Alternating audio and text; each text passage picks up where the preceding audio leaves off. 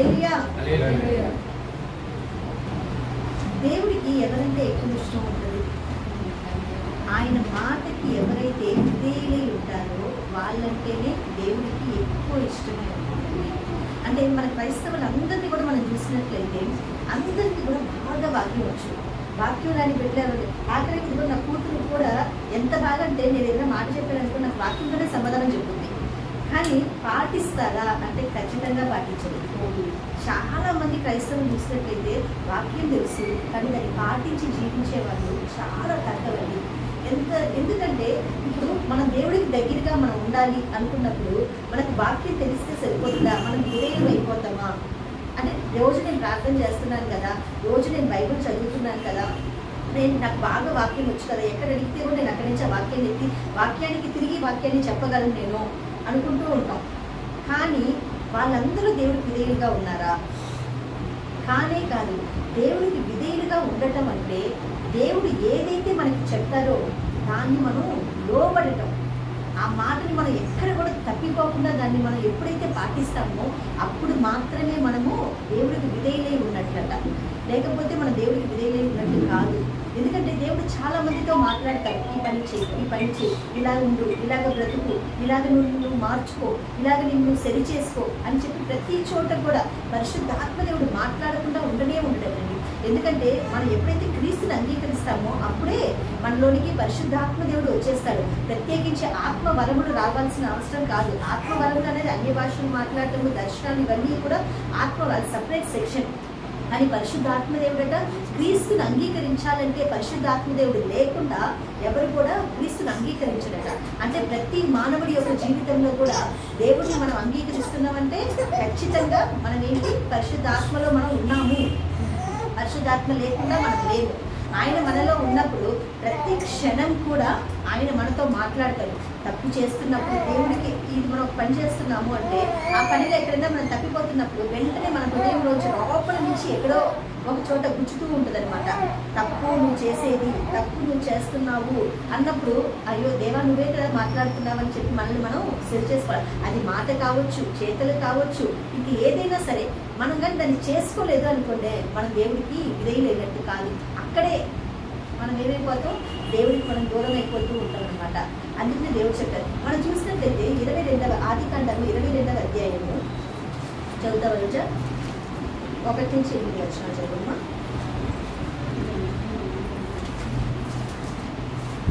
Page number 16 1 నుంచి 8.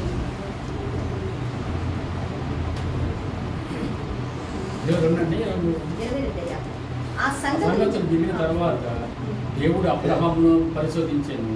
ఎట్లనగా ఆయన అబ్రహామా అని పిలవగా అతడు చిత్తము ప్రభువా అనేను. అప్పుడు ఆయన నీకు ఒక్కడైనను నీ కుమారుని అనగా నీవు ప్రేమించి ఇస్సాకును తీసుకొని ఏరియా దేశంకు వెళ్ళి అక్కడ నేను నీతో చెప్పబోవు పర్వతములలో ఒక దాని మీద దహన బలిగా అతన్ని సమర్పించమని చెప్పాడు. తెల్లవారినప్పుడు అబ్రహాము లేచి తన గాడిదకు గంట కట్టి తన పనివారితో ఇద్దరిని తన కుమారుడు ఇస్సాకును వెంట పెట్టుకొని దహన బలి కొరకు కట్టెలు తీర్చి లేచి దేవుడిని రాత్రితో తనతో చెప్పిన చోటుకి వెళ్ళింది. 3వ నాడు అబ్రహాము కనులెత్తి దూరం నుండి ఆ చోటు చూసి తన పని వారితో మీరు గాడిదతో ఇక్కడనే ఉండి నేనును నా చిన్నవాడును అక్కడికి వెళ్ళి మృక్కి మరలా మీ వద్దకు వచ్చేదామని చెప్పి దహన బలికి కట్టెలు తీసుకొని తన కుమారుడు ఇస్సాకును పెట్టి తన చేతిలో నిప్పుని కత్తిని పట్టుకొని పోయింది. వారిద్దరూ కోడీలు చూడగా ఇస్సాకు తండ్రి అయిన అబ్రహాముతో నా తండ్రి అని పిలిచాను. అందుకు అతడు ఏమి నా కుమారుడా అని. అప్పుడు అతడు నిప్పును కట్టెలను ఉండేవి కానీ దహన బలికి గొర్రెపిల్ల ఏది అని అడుగుగా అబ్రహాము నా కుమారుడా దేవుడే దహన బలికి గొర్రెపిల్లను చూసుకునేదని చెప్పాను. చూసారండి, ఇక్కడ అబ్రహాముతో దేవుడు ఒక మాట చెప్తున్నాడు. ఏంటి అంటే నీ ఒక్కగాని ఒక కుమారుణ్ణి నాకు బలిగా అర్పించు అంటున్నారు. ఇక్కడ అబ్రహాము దేవుడిని నమ్మాడు, నీతిమంతుడిగా తీర్చిపెట్టాడు. ఆయన చేసే ప్రతి కార్యము కూడా దేవుడి చిత్తానుసారంగానే చేస్తాడు.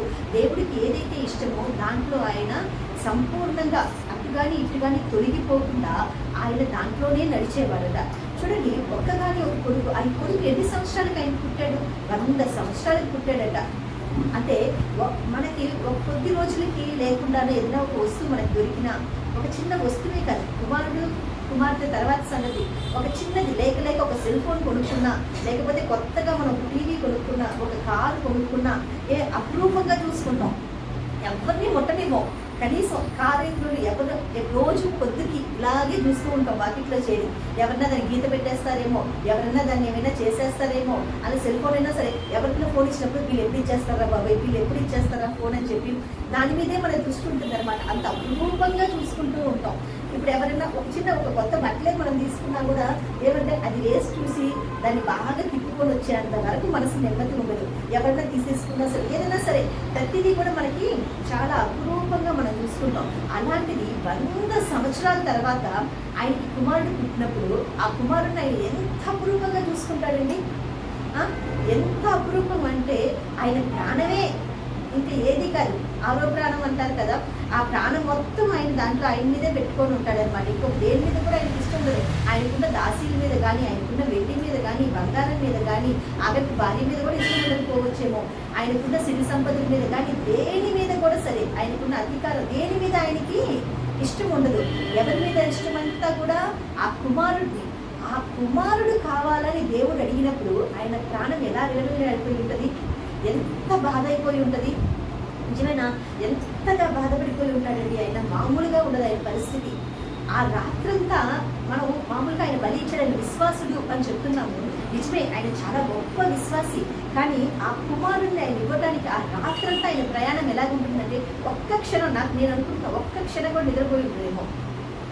చిన్నది నిన్న నా కొడుకు చిన్న దెబ్బ తగిలితేనే వాడిని తీసుకెళ్ళి మేము షాప్కి వెళ్ళాం. ఇంట్లో సామాన్లు అయిపోయాడు. తీసుకొచ్చిన ట్రాలీ వాడిగా పెట్టి సామాన్లు కార్లో పెట్టిన తర్వాత ట్రాలీ తీసుకెళ్ళి పెట్టేయమని నేను చెప్పాడు. కానీ వాడికి కట్టాను కదా, వాడికి కట్టినప్పుడు వాడు తీసుకెళ్ళి నేను అక్కడే నిలబడి అయ్యో వాడి పక్కన పైకి ట్రాలీ నెట్టుకున్నాడు కదా, మనం అలా చూస్తున్నాడు. తిరిగి వచ్చేదాకా వాడు తిరిగి ఆ కారు ఎక్కేదాకా నేను వాడి వైపే చూస్తున్నాను అనమాట.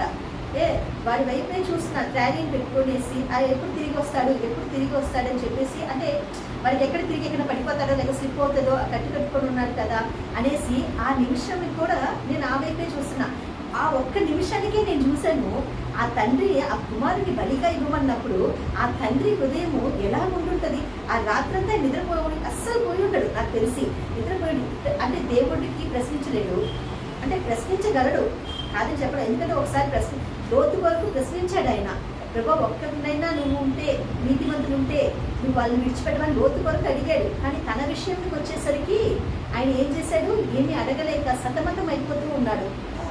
అడగాలా అడగకూడదా, ఇవ్వాలా ఇవ్వకూడదా, కానీ ఇవ్వాలా అన్నది ఆయన థాట్లో వచ్చుటకు పోయిండొచ్చు. ఎందుకంటే ఆయన దేవుడిని నమ్ముకున్నట్టు ఆయన విధేయుడు కనుక.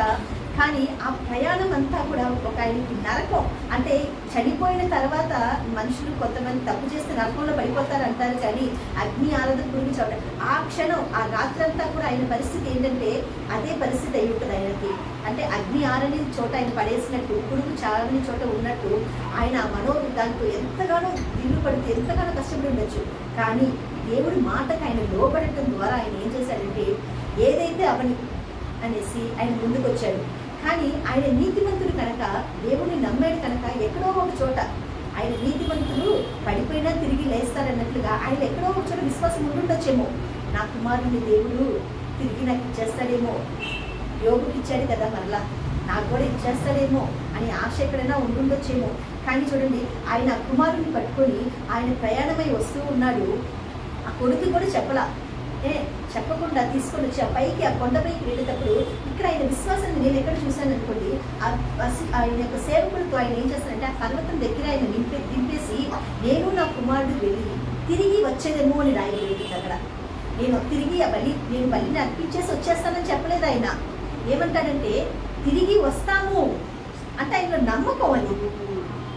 ఆ ఒక చిన్న మాటలో ఆయన విశ్వాసాన్ని మనకు అక్కడ కనపరుస్తున్నాడు అనమాట. అంటే ఆయనలో ఎంత విశ్వాసం. ఆ రాత్రంతా ఆయన పోరాడాడు. ఆ పోరాటంలో కూడా ఆయన ఏం చేశాడంటే యాకోబు రాత్రంతా పోరాడి దేవుడిని గెలిచాడు, మనిషిని గెలిచాడు అన్నట్లుగా ఈయన కూడా అక్కడ ప్రయాణం చేస్తుంటాడేమో. అంటే అబ్రహాం యొక్క ఆశీర్వాదం అంతా యాకోబుకి వచ్చింది. ఈ పోరాటం అక్కడ దేవుడితో పోరాడి ఈయన కూడా రాత్రి పోరాడి దేవుడిని మనిషిని గెలిచాడు నేను అనుకుంటున్నా. దేవుణ్ణి కూడా మనిషిని కూడా గెలిచాడు కనుకనే ఆ సేవకులతో పాటు ఆయన వెళ్ళినప్పుడు ఆయన చెప్పిన మాట ఏంటి? నేను నా కుమారుడు వెళ్ళి బలిని సమర్పించి తిరిగి వచ్చేదేమో. అక్కడ పోరాడాడు ఆయన. చూసారా? అదే దేవుడు అంటారు. ఈరోజు మన జీవితంలో కూడా అనేక కష్టాలు వస్తాయి, అనేక శ్రమలు వస్తాయి. కానీ మనకి కూడా పోరాటం అనేది జరిగినప్పుడు మనం ఏం చేయాలంటే విశ్వాసంతో దేవుడికి విధేయులై ఉండటానికి ఒక్కడుగు మనం ముందుకేసినట్లయితే, అంటే ఒకటే, మనం వెండి దేవుడికి అవసరం లేదు, మన బంగారం అవసరం లేదు. దేవుడు మన దగ్గర చేసిన ఆశించినప్పుడు మనం ఇవ్వటానికి ముందుకు ఒక్కడిగేస్తే దేవుడు అన్నిటికీ 10 రెట్లు తిరిగి మనకు అనుగ్రహించే దేవుడై ఉన్నాడండి. చూసినట్లయితే మనకి మార్క్స్ వార్త 10వ అధ్యాయంలో ఒక ధనవంతుడితో దేవుడు మాట్లాడతాడు. అయ్యో అంటే నేను అంత మంచివాడిని కదా, నా కాడ ఏమైనా పదవి ఉందా, నేను నీతో పరలోక రాజ్యానికి రావడానికి అడిగినప్పుడు నీ కాడ ధనం వచ్చి చాలా ఎక్కువైపోవడం వల్ల దాన్ని ఏం చేస్తాడంటే అమ్మేసి బెదరికి చేరుకుని అతని మనసు అక్కడ ఉంది. కానీ అతను లోపడకపోవడం వల్ల తను ఏం చేశాడంటే అక్కడి నుంచి వెళ్ళిపోయాడట. అందువల్ల తను ఏమైపోయాడు? ఆ రాజ్యాన్ని, అంటే పరలోక రాజ్యానికి విధేయుడు కాకపోవడం వల్ల అక్కడి నుంచి అతను వెళ్ళిపోవాల్సిన పరిస్థితి వచ్చింది. అర్హుడు కాకుండా పోయాడు. కానీ ఇక్కడ ఈ తండ్రి డబ్బునైతుంటే సంతోషంగా ఇచ్చాడు, అన్నీ ఇచ్చేసి ఉంటాడు. ఆయన అన్నింటినీ తన యొక్క లోతుకి ఆస్తిని మొత్తం ఏది తీసుకున్నామో తీసుకో. మామూలుగా మనం ఏం చేస్తాం? మంచిది చెడుది పక్కన పెట్టినప్పుడు మంచి మనకి కావాలని కోరుకుంటాం, చెడు వచ్చి ఇంకొకరికి ఇచ్చేయాలని చాలా మనిషి యొక్క నీతి. మనిషి స్వతహాగా ఏం కోరుకుంటాడంటే మంచి మనం పెట్టుకొని చెడు ఇంకొకరికి ఇవ్వడానికే మోస్ట్లీ ప్రిఫర్ చేస్తూ ఉంటారు చాలా వరకు. అవునా? అలాంటిది ఈయన చెడంతా కూడా ఆయన ఉంచుకొని మంచంతా కూడా లోతుకిచ్చి పంపించాడు ఆయన. అంత గొప్ప వ్యక్తిత్వం కలిగిన మనిషి ఆయన. చూడండి, దేవుడు అడిగినప్పుడు ఇవ్వడా అన్నింటినీ ఇస్తారు. అలాగే ఆయన కుమారుడిని కూడా ఇచ్చారు. కానీ ఇక్కడ ఇంకొకటి కూడా మనం చూడొచ్చు. ఇక్కడ ఒకటి చూడొచ్చు, మనుషులతోనూ దేవుడితోనూ అబ్రహాం కూడా పోరాడి గెలిచాడు. రెండవదిగా తన కుమారుడికి ఆయన చెప్పిన మాట ఏంటో తెలుసా? ఇక్కడ కర్రలున్నాయి, కట్లున్నాయి, నిప్పుంది, కానీ ఆ గొర్రెపిల్ల ఎక్కడా అని అడిగినప్పుడు ఆ కుమారుడికి ఆయన చెప్పి దేవుడు చూచుకొనును. ఏమంటున్నాడు ఆయన? దేవుడే చూచుకుంటాడు అని చెప్పాడు. ఆయనకి తెలుసు, ఆయన విశ్వాసంగా ఆయన అక్కడ మనం చెప్తారు. నిజమే, ఈరోజు దేవుడికి మనం విధేయులైనప్పుడు ప్రతి విషయంలో కూడా ఏదైనా మనం చేయాల్సి వచ్చినప్పుడు, దేవా ఇది నువ్వు నిశ్చయంగా నువ్వు చేస్తావు, నువ్వు చేయగలవు, ఇది నా సామర్థ్యం కాదు, నీ సామర్థ్యము, నువ్వే దీన్ని ఏర్పరచుకో, నువ్వే దీన్ని చేసుకో అని చెప్పి మనం ఆయనకి లోబడ్డప్పుడు ఖచ్చితంగా మన జీవితంలోకి ఆయన నూతన ద్వారాలు తెలుస్తారట. ఇక్కడ అబ్రహాంకి చూడండి, అక్కడికి వెళ్ళి చూసినట్టట అక్కడ ఒక పొదల్లో ఒక గొర్రెపిల్ల దొరికిందట. ఆయన ఈయన తీసుకెళ్ళి కుమారుని తీసుకెళ్లి ఆ కట్ల మీద పెట్టి అంత కత్తి తీసి ఆయన వేస్తే అబ్రహ్మా ఆగు అని స్వరం పరలోకం నుంచి వినపడినప్పుడు నేను పరీక్షించాడు ఆయన. అంటే ఆయన ఏం చెప్తున్నాడంటే, నేను మీ కుమారుని అడిగాను, కానీ నేను ఆ మీ కుమారుని అడిగానే తప్పించి నేను తీసుకోవడానికి ఇష్టపడట్లా. నేను నా కొరకు ఒక గొర్రెపిల్లని సిద్ధపరుచుకున్నాను అంటున్నాడు ఆయన. ఆ గొర్రెపిల్ల ఎవరో తెలుసా అండి? మన ప్రభువైన యేసుక్రీస్తు అండి, మన కోసం. నిజం, ఈరోజు మన జీవితంలో మన పాపాల కొరకు, మన యొక్క బాధల కొరకు, మన యొక్క శాపాల కొరకు, మన రోగాల కొరకు, మన కష్టాల కొరకు దేవుడు మనల్ని అడగలేదు బలిగా. ఎందుకో తెలుసా? ఈ భూమి 20వ సంకీర్తనలో రాయబడింది, భూమి పరిపూర్ణత, దాని సంపూర్ణత ఇదంతా కూడా నా దేవుడైనా యెహోవాదే అట. వెండి నాది, బంగారం నాది అన్నాడు ఆయన. ఆయన సృష్టించింది ఏది ఆయనకు అవసరం లేదు. మనల్ని కూడా ఆయనే సృష్టించాడు కనుక మన యొక్క బలిని ఆయన అడగట్ల, ఆయన గొర్రెల మేకల బలిని ఆయన అడగట్ల. ఆయన చెప్తున్నాడు, నేను మీ కొరకు నా యొక్క కుమారుణ్ణి. ఆయన ఏమంటాడు? రోమాకు రాసిన పత్రిక 8వ అధ్యాయము 32వ వచనంలో, మీ కొరకు నేను మిమ్మల్ని ప్రేమించిన నా యొక్క సొంత కుమారుణ్ణే ఇవ్వడానికి సిద్ధపడ్డాను అని చెప్తాడు అనమాట ఆయన. అవునా? అలాంటప్పుడు మన కొరకు ఆయన చెప్తున్నాడు, ఆ గొర్రెపిల్ల మన ప్రభువైన యేసుక్రీస్తు. ఆ గొర్రెపిల్ల మన కొరకు ఆయన సిద్ధపరచు. ఎప్పుడు సిద్ధపరచుకున్నాడు? భూమి అంటే జగత్ పునాది వేయబడక మునిపే మన కొరకు ఆయన ఆ గొర్రెపిల్లని సిద్ధపరచుకున్నాడు. కనుకనే ఇస్సాకు నాకు అక్కర్లేదని చెప్పాడు ఆయన. అవునా? ఈరోజు ఆయన చెప్తున్నాడు, మీరు ఇచ్చేవి ఏవి కూడా, మీరు చేసేవి ఏవి కూడా నన్ను మహిమపరచలేదు, కానీ మీరు నా మాటకి లోబడతారు చూసారా, అప్పుడు మాత్రమే అది విలువైనది అంటున్నాడు ఆయన. నిజమే, చాలా మంది వెండి ఇవ్వచ్చు, బంగారం ఇవ్వచ్చు, డబ్బులు ఇవ్వచ్చు, ఆస్తిపాస్తులు ఇవ్వచ్చు, ఇవన్నీ దేవుడికి ఇవ్వచ్చు. కానీ ఇవన్నీ కన్నా విలువైనది ఏంటో తెలుసా అండి? దేవుడు మాటకి లోబడటమే. ఆయన మాటకి మనం ఎప్పుడైతే విధేయులైపోతామో, ఇది నువ్వు చెయ్యన్నప్పుడు కళ్ళు మూసుకొని గుట్టిగా మనం దాన్ని ఒక్క అడుగు వేసామనుకోండి, అది ఎంత విలువైనది కావచ్చు, ఎంత అంటే మనం ఒకవేళ అవమానపడేది కావచ్చు, లేకపోతే ఏదైనా అవ్వచ్చు, దానికి మనం లోబడితే దానికి రెట్టింపు ఘనతని దేవుడు మనకి అనుగ్రహిస్తాడట. చూసారా, నిజమే. దేవుడు అది చెప్తాడు, అంతటి గొప్ప దేవుడు మనం కలిగి ఉన్నాం. సౌలు చూసారా, దేవుడు చెప్తాడు ఒక మాట సౌలుకి, అన్నిటినీ నువ్వు దహన బలి, అన్నిటినీ బలి సమర్పించాయి అంటే ఆయన ఏం చేస్తాడు, మంచి అన్నీ తీసి పక్కన పెట్టి దేవుడికి విధేయుడిగా లేకపోవడం వల్ల ఏం చేశాడు అంటే, ఆయన ఉద్దేశం అంటే కొవ్వినివి ఇవన్నీ కూడా తీసి నేను దేవుడికే ఇస్తాను. దేవుడు అడిగాడు అతన్ని, నువ్వు కొవ్వినివి, నువ్వు మంచి అని, నేను మొత్తం కాల్చివే, పట్టణాన్ని కాల్చివే అని చెప్పాడు సౌలుకి దేవుడు. కానీ ఆయన ఏం చేశాడు, మంచి అన్ని తీసి పక్కన పెట్టి దేవుడికే ఇస్తాను. మన సొంత పెత్తనం, సొంత ఆలోచనలు దేవుడి దగ్గర పని చెయ్యవట. ఎప్పుడు కూడా సరే, చాలా మంది అనుకునేది ఏంటంటే వాళ్ళ యొక్క నిర్ణయాన్ని ఉపయోగించుకుంటారు కానీ వాళ్ళ నిర్ణయం కాదు. అలాగే న్యాయాధిపతిలో కూడా మనం చూస్తే ఎఫ్తాను ఒక వ్యక్తి ఉంటారు. ఆయన కూడా చూడండి, దేవుడికి ఆయన ఏమని ప్రార్థించుకుంటాడంటే, నేను కానీ ఈ యుద్ధంలో గెలిచాననుకో, నా వాకిట్లోంచి ముందు ఏదైతే బయటకు వస్తుందో, అవును, ఏదైతే ముందుకు వస్తుందో దాన్ని నేను బలిగా ఇచ్చేసాను, జంతువు కానీ ఏది కానీ అని చెప్తారనమాట. కానీ దేవుడు కోరుకున్నాడా అంటే, ఆయన బలి ఇచ్చాడు కానీ అది దేవుడు కోరుకున్నాడా లేదా అన్నది అది దేవుడికి మాత్రమే తెలుసు, ఇంకెవరికి కూడా తెలియదు. ఆయన చెప్పాడు కాబట్టి దేవుడు కూడా మౌనమైపోయాడు. అక్కడ మనుషుల్ని బలి కోరుతాడా దేవుడు? ఎక్కడ కూడా కోరడండి. ఒక మేకనే బలి ఇవ్వద్దని చెప్పి ఆయన కోరుకుని తన సొంత కుమారుని బలి ఇచ్చిన ఆయన మనుషుని యొక్క రక్తాన్ని కోరుకుంటాడా? మన దేవుడట శాంత స్వరూపి. ఆయన ఉగ్రుడు కాదు, శాంత స్వరూపి. అల్లరికే నేను కర్తని కానని చెప్పాడు ఆయన. అల్లరి చేస్తేనే నాకు నచ్చదని చెప్పిన ఆయన బలులను కోరుకుంటాడా? ఆయన అంటాడు, నేను బలుల్ని కోరలేదు కానీ విరిగి నలిగిన హృదయమునే నేను కోరుకుంటున్నానని చెప్పాడు ఆయన. నిజమే కదా కానీ ఆయన ఏం చేశాడంటే, ఆయన ఇచ్చేటప్పుడు సంతోషంగా ఇచ్చాడండి. కొన్ని ఎంత ఇచ్చాడు అనుకుందాం, ఆయన దేవుడికి చెప్పాడు కనుక నేను ఈ మాట ఇచ్చేసాను దేవుడికి, ఈ మాటను నేను చేసేస్తాను కానీ నేను సంతోషంగా ఇచ్చాడా? సంతోషంగా ఇవ్వాల. ఆయన కుమార్తెని నేను నా కన్యత్వ నిమిత్తం నేను 2 నెలలు నేను కొండల మీదకి ఎక్కి నేను ఏడుస్తాను, నేను చేస్తాను, దుఃఖం, బాధ, వేదన. అది దేవుడు అలాంటిది 100వ సంకీర్తనలు ఏముంది, యెహోవాని మీరు సంతోషముతో ఆరాధించండి అన్నాడు ఆయన. అవునా? ఏడుపుతోనూ, ప్రలాపాలతోనూ, కన్నీటితోనూ, బాధతోనూ ఆయన చెప్పమని చెప్పలేదు. ఇక్కడ అబ్రహాముకి సంతోషంగానే ఆయన వచ్చాడు, నేను తిరిగి వస్తా. అబ్రహాం ఏం చెప్పాడు, నేను నా కొడుకుని తీసుకొని తిరిగి వచ్చేస్తానని. అంటే ఇంటే అక్కడ వింటించిపోయాడు అనమాట ఆయన.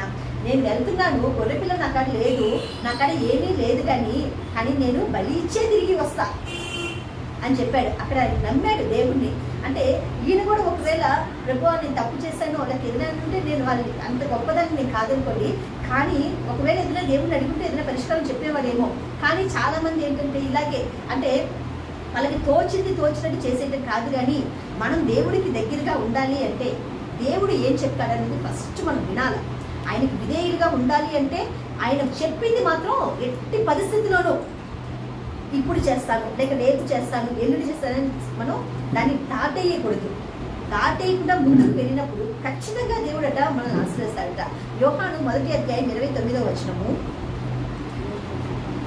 మరునాడు యోహాను యేసు తన యొద్దకు రాగా చూచి, ఇదిగో లోక పాపమును మోసుకొని పోవు దేవుని గొర్రెపిల్ల అంటున్నాడు. చూసారా, ఆ గొర్రెపిల్ల గురించి యోహాను కూడా ముందుగా చెప్తున్నాడు. ఈ లోకంలో ఉన్న ప్రతి పాపాన్ని కూడా, అంటే ఎటువంటి పాపమైనా సరే, చిన్న పాపం పెద్ద పాపం అంటూ ఏమీ లేదు కానీ ప్రతిదీ కూడా సరే, ఆ పాపం ద్వారా వచ్చే రోగాల్ని కూడా, ఆ పాపం ద్వారా వచ్చే ప్రతి బంధకాలని కూడా, అన్నిటినీ కూడా సంపూర్ణంగా చెరగా పట్టుకొని పోయే గొప్ప గొర్రెపిల్ల మన కోసం ఇవ్వబడింది అని చెప్పి ఇక్కడ దేవుడు చెప్తున్నాడు అనమాట. యోహాను ముందుగా ప్రవచిస్తున్నాడు, ఈ లోక పాపాన్ని మోసుకు వెళ్ళే గొర్రెపిల్లట.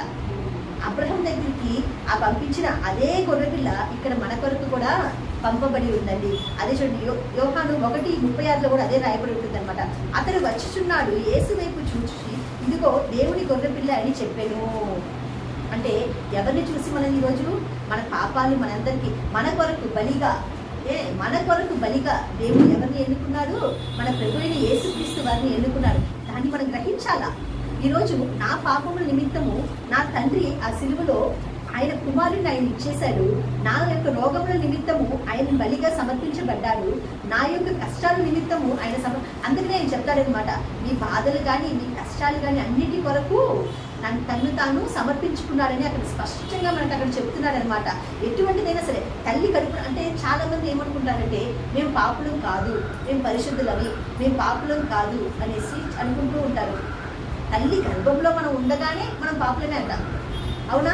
తల్లి కడుపు నుంచే మనం పాపంలో పుట్టినప్పుడు మన పాపం నుంచి మనకు విడుదల రావాలంటే క్రీస్తు రక్తం ద్వారా మాత్రమే మనకి వస్తుంది అనమాట.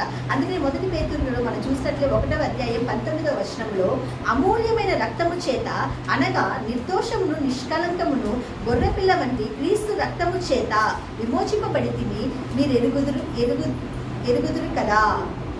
ఏమంటున్నాడు ఆయన?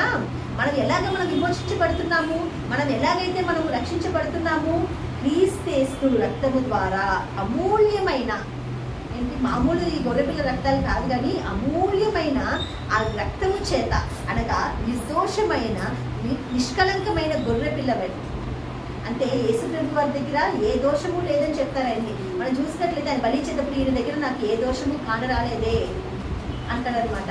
ఆయన దగ్గర ఏ పాపము కనపడట్లేదే, ఈయన్ని బలివ్వమంటారా, ఈయన సిలువెక్కించమంటారా?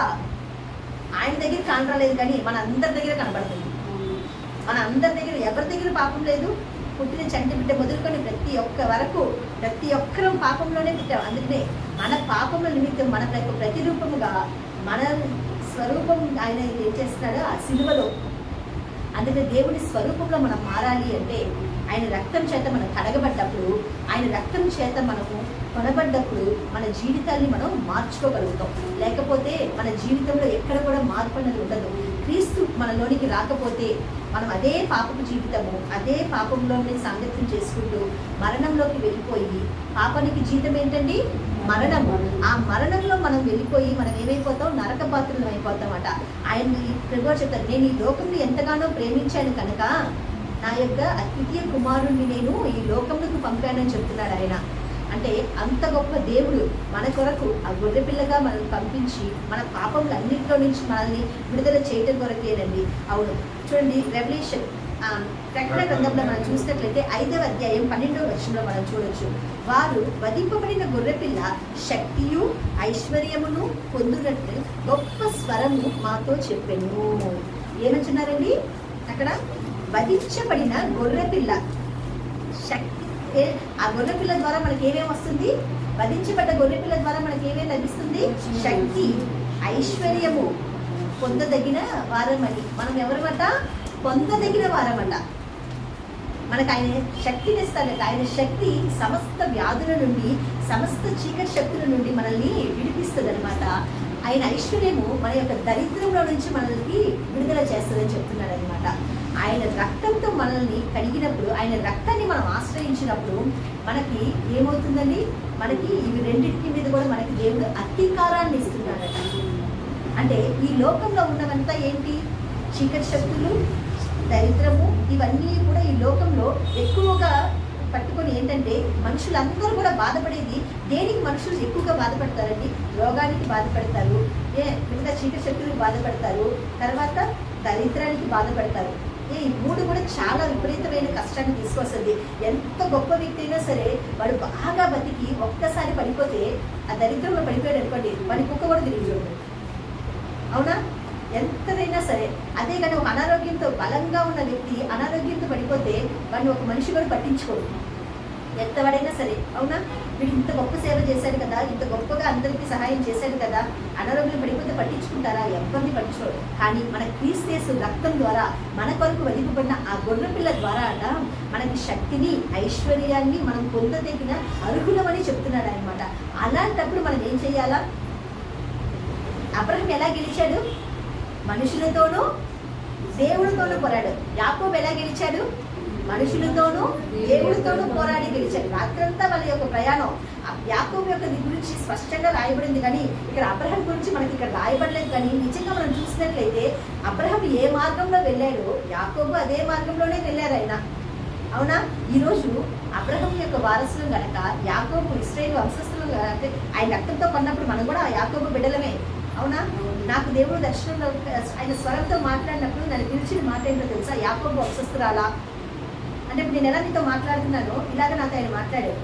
ప్రభు వారి స్వరం నాతో మాట్లాడినప్పుడు ఆయన నన్ను పిలిచిన పిలుపు ఏంటో తెలుసా? యాకోబు వంశస్థురాలా అంటే మనం అందరం కూడా యాకోబు వంశస్థులం అనమాట. అప్పుడు మనం కూడా ఏం చేయాలా? మనుషులతో గెలవాలి, దేవుడితో కూడా మనం గెలవాలా. ఇది గెలిచినప్పుడు మన జీవితంలో దరిద్రం ఉండదు, అనారోగ్యం ఉండదు, బాధలు ఉండవు, కష్టాలు ఉండవు. అన్నింటిలోంచి విమోచించే విమోచకుడు మనకు తోడై ఉన్నాడని మనం నమ్మినప్పుడు వీటన్నింటిలో నుంచి కూడా మనకు విడుదలనిచ్చి మళ్ళీ దేవుడు గొప్పగా ఆశీర్వదిస్తాడని చెప్తున్నాడు ఆయన. హల్లెలూయా.